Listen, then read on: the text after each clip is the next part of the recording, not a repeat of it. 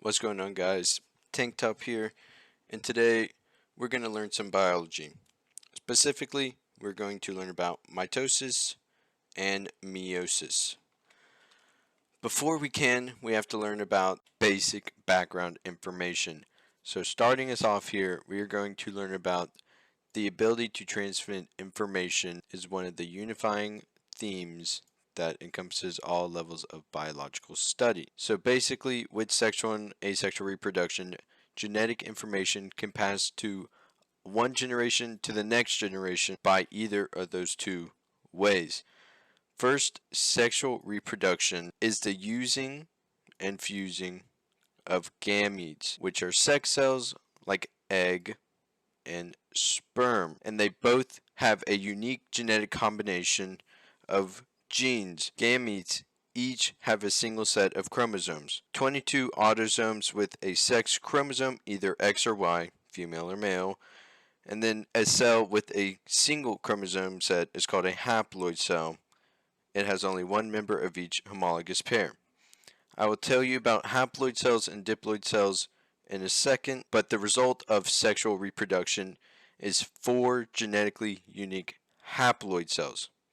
On the other hand, we have asexual reproduction, which is basically creating genetically identical offspring by a single parent or one parent cell, absolutely no sperm or egg, which is sex cells. However, there are two types of asexual reproduction. In eukaryotes, they reproduce asexually by mitosis, and prokaryotes, they reproduce asexually by binary fission or dividing in half. Furthermore, we need to know about the cell cycle, as you can see here. The cell cycle is the ordered sequence of events that occur to allow cell division to take place. There are two main stages, interphase and the meiotic phase. The interphase, as you can see, takes up about 50% or most of it. In interphase, this is where DNA is synthesized. Chromosomes are duplicated but cannot be seen individually because they are still in tightly packed chromatin, as you can see there. After DNA replication, the chromosomes are doubled, each consisting of two sister chromatids joined along their lengths like this. They would look somewhat like this. Two sister chromatids together. In the middle, we have a centromere holding it all together. The meiotic phase is the phase of the cell cycle when the cell physically splits, as you can see there. The meiotic phase is split into two overlapping states, mitosis and cytokinesis. In mitosis, the cell contents, including the nucleus and most importantly, the duplicated chromosomes from interphase, divide and are distributed into two daughter nuclei. In cytokinesis in animals occurs from cleavage furrow, and a ring of filaments pinch the cell and it splits. In plants, a cell plate along the middle of the cell is eventually turned into a cell wall, then splits into two daughter cells down the middle. Basically, I will show you an example. Plants will be on this side over here. Animals, I'll just abbreviate, are on this side over here. In an animal cell, it will basically look like this. It would look like the cell is breaking itself into two because of the microfilaments right here that form the ring, making it split in two. However, in plants, you have something that looks like this. You have two nuclei, and eventually you will have this thing in the middle form longer, and longer until it eventually splits the two, as you can see, into two separate ones because of this cell plate in the middle. Additionally, the life cycle is also needed to know about meiosis. The life cycle is the stages of sequence of generation to generation, as you can see. Parent, sexual reproduction, kid grows back into parent, cycle repeats. Two sets of chromosomes, one from each parent, is a key factor in sexual reproduction, as you can see here. One and then one, one chromosome for each sperm, one chromosome for each egg. Most animal and plants are diploid organisms because of their somatic cells. Regular cells, skin cells, all mean the same thing, contain a homologous pair. The total number of chromosomes is called the diploid number, 2n, because you get 1n from sperm, 1n from egg. And the average you should have, if you're a human, is 46. Now, we can talk about mitosis and meiosis. First, we have a diploid cell at the top here, and it is just two sets of chromosomes in a somatic cell. What a somatic cell is, it is a regular cell like skin cells. And then we have a haploid cell over here, which a haploid cell is a single set of chromosomes in a cell. Basically, the difference between mitosis is mitosis starts with a diploid and it ends with a diploid. But meiosis starts with a diploid and it will end with haploid cells. This is because mitosis is looking to clone itself and make no different genetic information ever. It's just looking to clone itself with the same genetic information. However, in meiosis, not get this, we have gametes, which are sex cells, like sperm and egg. Basically, in prophase, you see how in prophase of mitosis, the duplicated chromosomes are still together with the two sister chromatids, meaning they will not exchange genetic information.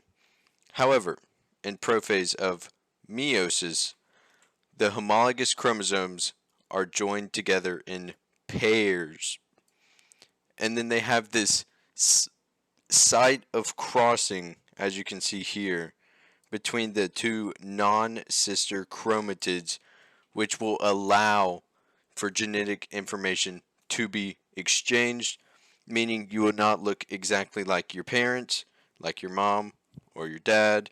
Next, we have metaphase. On metaphase, all the chromosomes, either one, they are lined up at the metaphase plate, which is basically just in the middle of the cell. Now, the main difference between metaphase of mitosis and meiosis is, you can see it. In metaphase here, they are not paired together. However, in meiosis, they are paired together, and that is called a tetrad, the pair of homologous chromosomes. Now, they're attached to this yellow thing that is on the pole of the cells, and they attach. And basically what this spindle does that was formed in prophase, they actually pull them away from the metaphase plate to the end of the cell. Now, in anaphase and telophase, basically what happens in anaphases, it is the movement of the actual chromosome getting pushed to the opposite poles. However, in mitosis, the sister chromosomes making up each doubled chromosome right here, they actually remained attached. Only the tetrads, the pairs of homologous chromosomes, split up. As you can see here, the pairs are then split up into two separate cells. But here you can see they're just split down the middle. Two of each go to each side, but not here. They are literally just tossed apart, split down the middle, and put into two separate cells. Now, basically, telophase is just along with cytokinesis. And what cytokinesis is the splitting of cytoplasm, which is what you see happening at the arrows here, just literally duplicates the cell into two. Now, because of that, they have exchanged genetic information. Meiosis is not done, however. It does have a stage 2. And basically, meiosis is essentially the same as the first meiosis, but the difference is it now starts with a haploid cell, and it will turn into another haploid cell. So, basically, prophase is the same. A spindle forms and moves the chromosomes in the middle. Metaphase, the chromosomes are aligned on the metaphase, pushed apart. Anaphase, the sister chromatids separate, and then the sister chromatids are now individual chromosomes.